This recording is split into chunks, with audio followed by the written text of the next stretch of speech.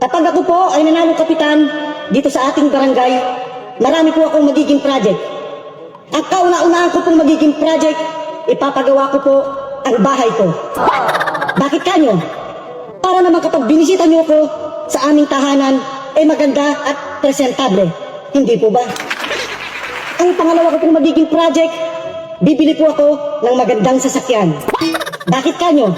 Para kapag kailangan nyo ang tulong ko, madali ko kayong mapupuntahan. Hindi na po maglalakad ang inyong kapitan.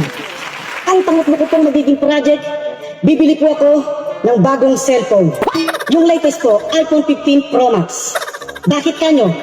Para kapag ako'y tinawagan nyo or kaya'y tinext, madali ko po kayong ma-replyan o masagot dahil latest po ang cellphone ng inyong kapitan. At ang pang-apat ko pong magiging project, ipapagawa ko po ang ngipin ko. Ipapabrace ko po or kaya ipapabiners. Bakit kanyo?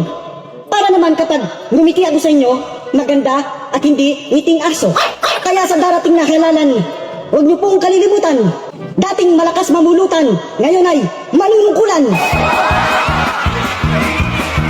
Nandito na ang ating pang-asa. Alam nyo kung ano masakit? Ha? Yung ang daming taong nakapaligid sa'yo.